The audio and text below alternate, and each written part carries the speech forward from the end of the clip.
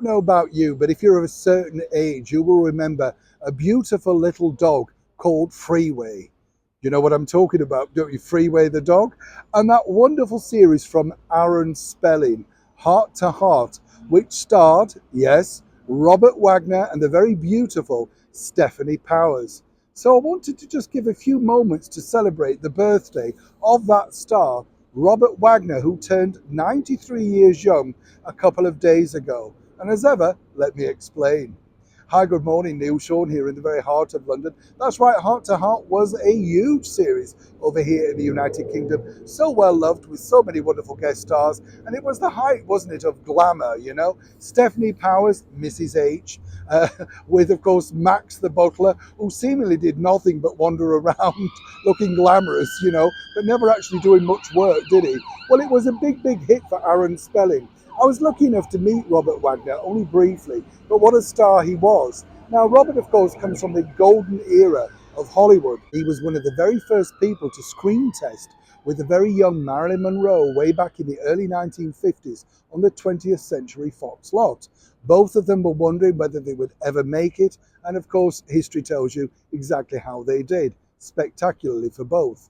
Of course, Robert Wagner went on to do many different things, all sorts of things from comedy, light, fluffy romantic films, to even war epics that he portrayed great characters in. But really, for a generation, it was Heart to Heart that made him the number one star. He recently said in an interview that he couldn't believe that he'd reached the age of 90 and double checks every day to make sure that he's still alive. He published his autobiography a few years ago, and it was very revealing, as one can imagine, because, of course, he truly lived through the golden era. Another friend of mine, Tony Curtis, said that he was incredibly jealous of Robert Wagner's looks because he was so photogenic on camera. The camera loved him, he said, and he loved the camera. Of course, Robert himself had a huge fan base, but he was up there with all of the boys of that particular era: Rock Hudson, Tony Curtis, Burt Lancaster, Gregory Peck. They just churned them out in the 1950s to make sure that all the fan magazines had something to look at.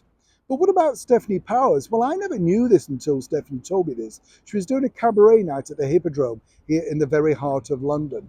And she did a story which was amazing because she was on stage for the very last time with the late and beautiful Marilyn Monroe at the Golden Globe Awards in 1962, March. And basically, she said she'd been sent there by Columbia Pictures in a borrowed frock that she didn't like, and she was 21 years old. She couldn't believe how beautiful Marilyn was up close and simply was in awe. But as she said, she had no idea at the time exactly just what a wonderful, sort of place she was in her career, simply because she said, you're 21, you don't get it. Of course, she went on also to star with another legendary blonde sex symbol, Lana Turner. But as I said, it was Heart to Heart that truly captivated and literally catapulted these two icons into the public conscious for so many years. So I'm sure you'll all join me in wishing a very happy 93rd birthday to the brilliant Golden Age star, Robert Wagner. Neil Sean in the very heart of London.